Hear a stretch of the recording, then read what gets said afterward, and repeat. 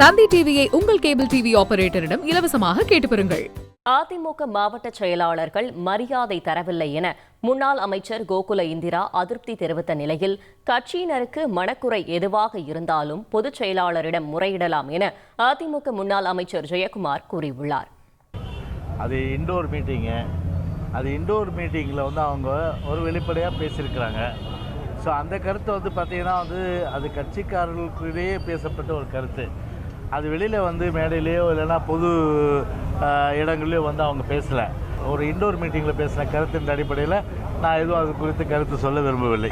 எதுவும் அவங்களோட அந்த மனக்குறை எதுவாக இருந்தாலும் அவர் பூச்சியாளர்கிட்ட அது முறையிடலாம். சென்னையில் நடைபெற்ற அதிமுக கள ஆய்வுக் கூட்டத்தில் முன்னாள் அமைச்சர் கோகுல இந்திரா பேசியதை காணலாம். ஒற்றுமை என்பது எல்லா இடத்துலையுமே கண்டிப்பா இருக்கணும். நேர்மை என்பது எல்லா இடத்துலையும் இருக்கணும்.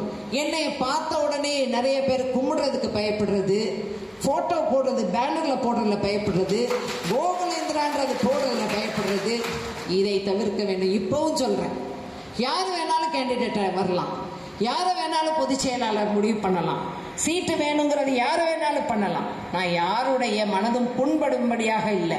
நான் யாருக்குமே தொந்தரவு கொடுக்கறது இல்லை. நான் யாருக்கிட்டையுமே குரூப்பிசம் பண்றது கிடையாது. யாருக்கிட்டையும் எதுவுமே சொல்றது கிடையாது. நாங்கள் கேட்பது ஒரு அடிப்படை மரியாதை.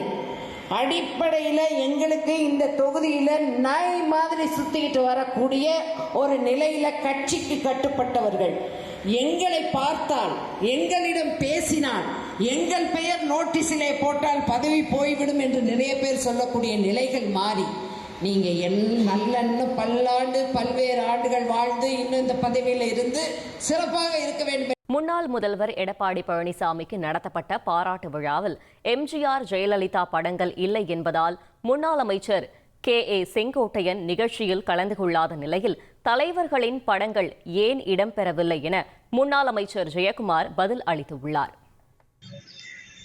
அத்திக்கடவு அவனாட்சி திட்டத்தில் ஏற்பாடு செய்திருக்கிற குழுவை சார்ந்தவர்கள் 3 நாட்களுக்கு முன்னாலே என்னை சந்தித்தார்கள். சந்திக்கிற போது அவரிடத்திலே நான் வைத்த வேண்டுகோள் என்னென்று சொன்னால், எங்களை உருவாக்கிய புரட்சித் தலைவி அம்மாவுடைய திருவுருவப் படங்கள் இல்லை. எங்களிடத்திலே கலந்திருந்தால் நான் அதை உங்கள் கவனத்திற்கு கொண்டு வந்திருப்பேன். நான் பல்வேறு இடங்களிலே இந்த தட்டிகள் வைக்கின்ற போதுதான், டிஜிட்டல் போர்டு வைக்கின்ற போதுதான் எனக்கு கவனத்திற்கு வந்தது. ஆகவே என்னை வளர்த்து ஆளாக்கிய தலைவருடைய திருவுருவ படங்கள் இல்லை.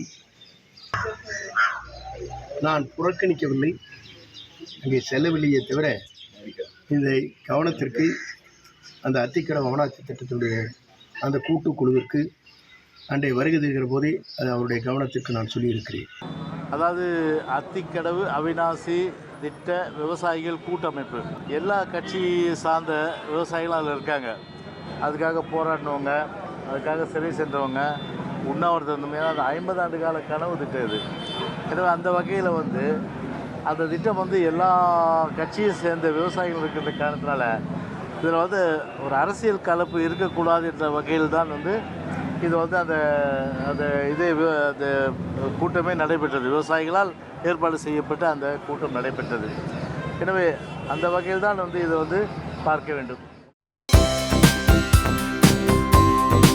தந்தி டிவியை உங்கள் கேபிள் டிவி ஆபரேட்டரிடம் இலவசமாக கேட்டு பெறுங்கள்.